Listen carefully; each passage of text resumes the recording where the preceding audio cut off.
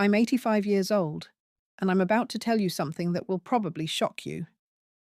When I was 72, after 40 years of marriage, I left my husband, packed my bags, walked out the door, and never looked back. And it was the best decision I ever made. Now, before you judge me, before you think I'm selfish or cruel or that I don't understand commitment, I need you to hear my story. Because what I'm about to tell you isn't just about me. It's about millions of people, maybe you, who are living half a life because they're too afraid to admit the truth. You see, I spent 40 years in a marriage that wasn't terrible. That's the thing. It wasn't abusive. My husband never hit me, never cheated on me, never gambled away our money or developed a drinking problem. He was a decent man by society's standards, provided for the family, showed up, did his part.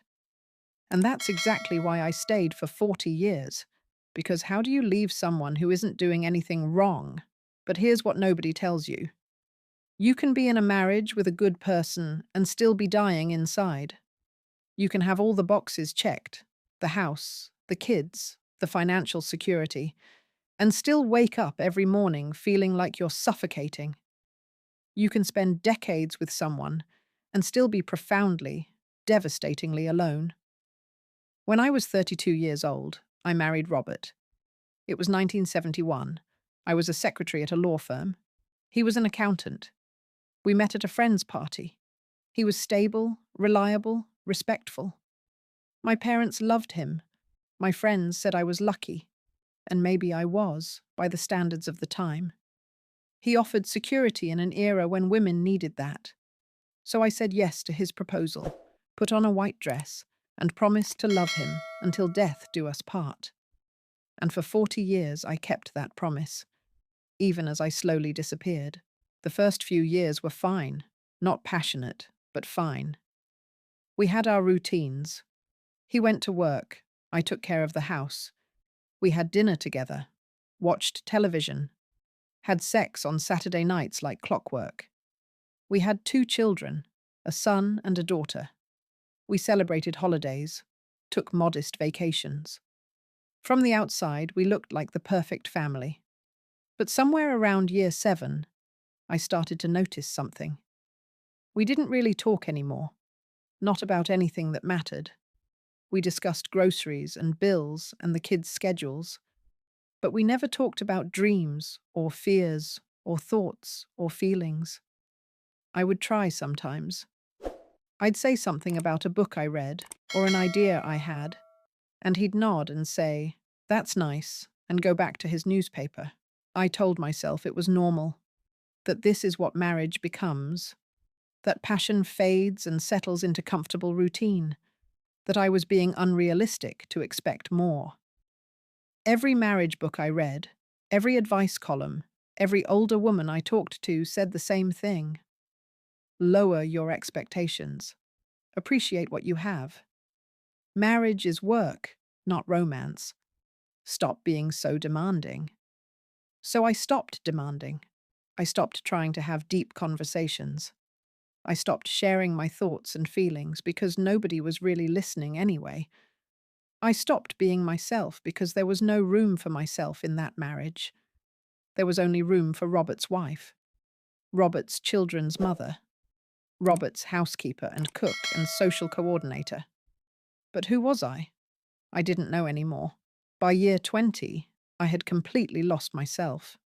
I couldn't tell you what I liked or disliked because I'd spent 2 decades prioritizing everyone else's preferences. I couldn't tell you what my dreams were because I'd stopped having them. I couldn't tell you who I was because I'd become a function, not a person. Mother, wife, household manager. These were my roles, not my identity. And Robert? He was content, perfectly happy. He had a clean house, home-cooked meals, managed children, and a wife who didn't complain too much. What more could a man want? He would tell people we had a good marriage, and by his definition, I suppose we did. Nothing was wrong, therefore everything was right, but I was dying. not physically, spiritually, emotionally. The person I could have been was suffocating under the weight of the person I was supposed to be. And the worst part? I couldn't even articulate this to anyone because it sounded so ungrateful. So many women had it worse. Abusive husbands, cheating husbands, absent husbands. Mine was none of those things. So what right did I have to be unhappy? I had every right. I just didn't know it yet. When I was 55, my daughter got divorced. She was 30, had been married 8 years, and she left her husband. He was a good man, too. No abuse, no infidelity, no obvious problems. But she was unhappy, and she had the courage to do what I had never done. She chose herself. I remember the conversation we had. She was crying, feeling guilty, questioning her decision. And I heard myself saying all the things people had said to me for decades. Marriage is hard work. Maybe you're not trying hard enough. You made a commitment. What about his feelings? People will judge you. And she looked at me with tears streaming down her face and said, Mom, I'm 25 years old and I feel dead inside. How many more years am I supposed to give to feeling dead? 25 more years, I thought. Because that's how long I'd been dead. 25 years at that point, and I had another 17 to go. The realization hit me like a physical blow. I had spent more than half my life feeling exactly what my daughter was describing. And I had been too afraid, too conditioned, too concerned with what other people thought to do anything about it. But I still didn't leave. Not then. I told myself my situation was different. I was older. I'd invested too much time. We had a history. What would I do on my own at 55? Where would I go? How would I support myself? What would people think? What would Robert do without me? What about our grandchildren? So I stayed. Another 17 years. 17 years of waking up next to someone who felt like a stranger. 17 years of pretending to be happy for holiday photos. 17 years of going through the motions. 17 years of slowly, quietly, privately dying inside while everyone around me thought I had it all figured out. And then something happened. When I was 71, my best friend died. Cancer. She was 73. We'd known each other since college. And at her funeral, her daughter gave a eulogy that shattered me. She said, "My mother spent her whole life taking care of everyone else. She never traveled because my father didn't like to travel. She never pursued her art because there was never time. She never learned to swim because it seemed frivolous. She was always going to do those things later. She ran out of later." I sat in that church pew and I couldn't breathe because I was looking at my future. My friend had died without ever really living, and I was on the exact same path. I was 71 years old. If I was lucky, I had maybe 10 or 15 years left, maybe 20. And I was going to spend them the same way I'd spent the last 40, pretending, performing, slowly suffocating in a life that looked fine from the outside but felt like a prison from the inside. That night, I couldn't sleep. I lay awake next to Robert, this man I'd spent 40 years with, and I realized something terrifying. I didn't love him. Maybe I never had. I loved the security he provided. I appreciated his reliability. I respected his steadiness. But love, real love, no. And he didn't love me either. He loved what I did for him. The clean house, the prepared meals, the managed social life. But me? The actual person I was or could have been? He didn't know her. How could he love someone he'd never met? We were two people who had spent 40 years living in the same house, sleeping in the same bed, raising the same children, and we were complete strangers to each other. And the tragedy was that he didn't even realize it. He thought we were happy. He thought this was what a good marriage looked like. I started planning, quietly, carefully. I hadn't worked in 40 years, but I'd been smart about money. We had savings. I would be entitled to half, social security. I could survive. I could afford a small apartment. I could live simply. I could make it work. But still, I hesitated. The conditioning was so deep, the fear so profound. What would people think? My children? My grandchildren? My friends? The church community? How do you explain to people that you're leaving a 40-year marriage because you're unhappy? It sounds so trivial, so selfish, so ungrateful. And then I turned 72, and at my birthday dinner, surrounded by family, everyone was making toasts, talking about what a wonderful life I'd built, what a strong marriage Robert and I had, what an inspiration we were. 40 years together, such commitment, such love. And I realized they have no idea. They're looking at a performance and calling it a life. And if I die tomorrow, this performance is all I'll have ever been.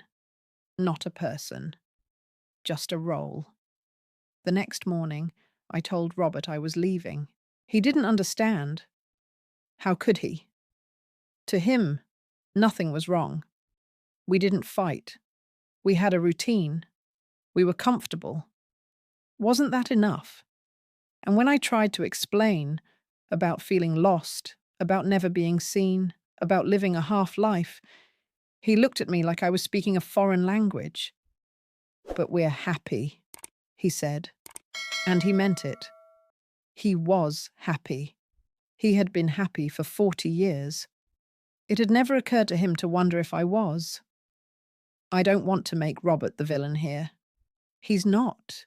He was a product of his time, his upbringing, his limited emotional awareness. He genuinely thought he was being a good husband. He provided. He was faithful. He showed up. By his definition of marriage, he'd done everything right. It wasn't his fault that I needed more than his definition could provide. But it also wasn't my fault for needing more. I moved out on a Tuesday, packed what I needed, left what I didn't. Robert stood in the doorway looking confused and hurt. My children called, upset and angry. How could I do this to their father? After 40 years? At my age? What was I thinking? Was I having a mental breakdown? Did I need to see a doctor?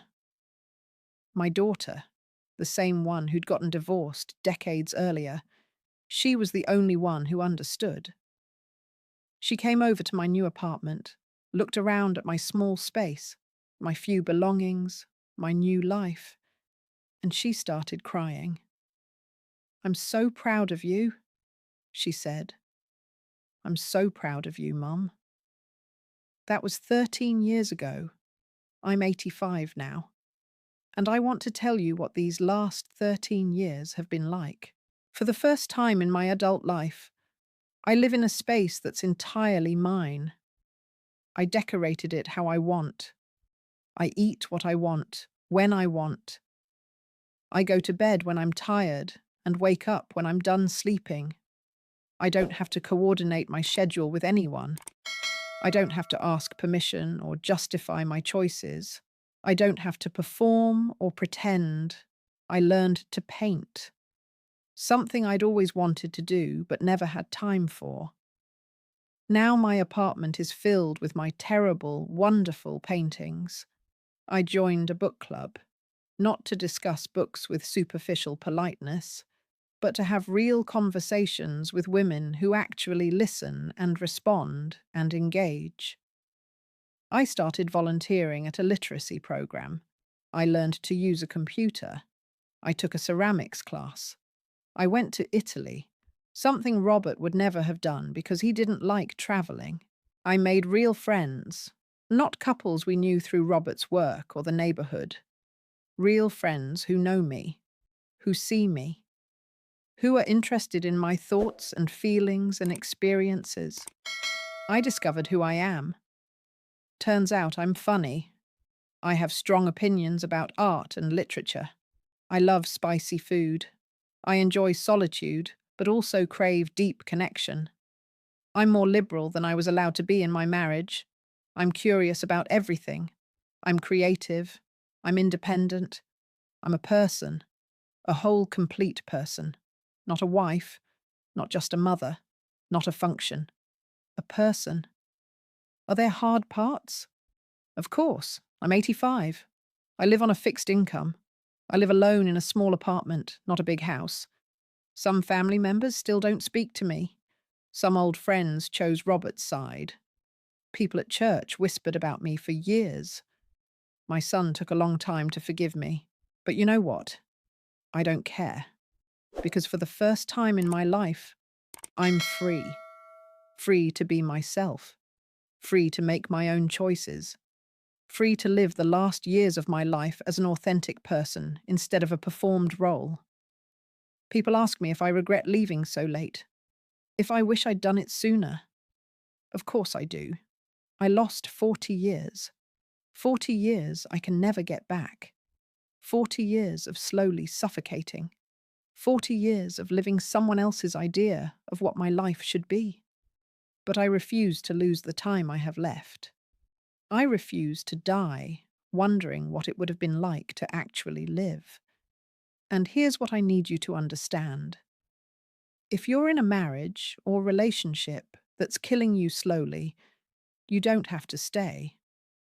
I don't care how many years you've invested. I don't care what people will think. I don't care if your partner is a good person who isn't doing anything wrong. If you're dying inside, that's reason enough to leave. You don't need abuse to justify leaving. You don't need infidelity or addiction or some dramatic betrayal. Quiet misery is enough. Slow suffocation is enough. Living half a life is enough. Being unseen and unheard and unknown is enough. I spent 40 years believing the lie that commitment means suffering in silence, that marriage means sacrificing yourself completely, that staying is always noble and leaving is always selfish. These are lies. Commitment should enhance your life, not destroy it. Marriage should be a partnership between two whole people, not one person consuming another. And sometimes the most loving thing you can do for yourself and for the other person is to let go. Robert remarried 2 years after I left, a woman from his office. They seem happy. I'm happy for him, genuinely. He deserved to be with someone who wanted the life he offered. And I deserved to be free to discover who I actually was. My children eventually understood. Even my son, who was the angriest, eventually said, "Mum, I've never seen you this alive." And it was true. Because I wasn't alive before. I was existing, performing, enduring, but not living. I think about all the women I know who are in similar situations, living in marriages that aren't terrible but aren't good either. Just neutral, flat, dead, going through motions, keeping up appearances, waiting for what? Death? Permission? The perfect moment that will never come? Stop waiting.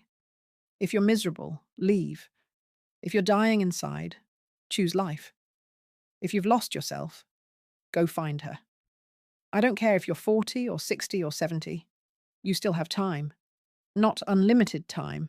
None of us have that. But you have some time. Maybe decades. Maybe just years. But however much time you have, don't you want to spend it actually living? People will judge you. They will. I was judged. Harshly. I was called selfish, ungrateful, crazy, cruel. People said I was having a breakdown, that I was being ridiculous, that I was destroying my family over nothing. Let them talk. Their opinions don't pay your bills or live your life or lie awake in your skin at night. Their judgment can't hurt you as much as staying in a dead life will. Your children will be upset. Mine were. They'll feel betrayed and confused and angry. But if you have adult children, they'll eventually understand. And if they don't, that's their work to do, not yours. You can love your children deeply and still choose yourself. In fact, choosing yourself might be the most important thing you ever teach them. You'll be afraid, terrified probably. I was. 72 years old, hadn't worked in decades, didn't know if I could survive on my own. The fear was paralyzing. But you know what's more terrifying? Dying without ever having lived, reaching the end of your life and realizing you spent it being someone you weren't, living a life you didn't want, for people who never really knew you. Here's what I know now, at 85, that I wish I'd known at 32. You are not required to set yourself on fire to keep other people warm. You are not required to sacrifice your entire identity for a relationship. You are not required to stay in a situation that's killing you just because it's not killing you quickly enough for other people to notice. You have one life.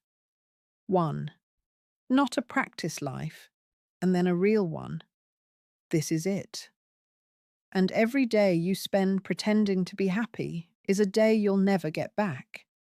Every year you spend in a relationship that diminishes you is a year stolen from the life you could have lived. I'm 85 years old. If I'm lucky, I have maybe 5 more years, maybe less, probably less. And you know what? I'm not afraid of dying, because I finally know what it feels like to actually live. These last 13 years have been richer, fuller, more authentically mine than the previous 72 combined. I wish I'd left at 52, at 42, at 32. I wish I'd had the courage earlier. But I didn't. And I can't change that. What I can do is tell you, don't wait as long as I did. Don't lose 40 years to fear and obligation and other people's expectations. If you're reading this and you recognize yourself in my story, if you're in a relationship that's slowly suffocating you, please listen. You don't have to stay. The time you've already invested is gone. You can't get it back. But you can save the time you have left. You can choose yourself. You can choose life. It won't be easy. It will be scary and hard and lonely sometimes.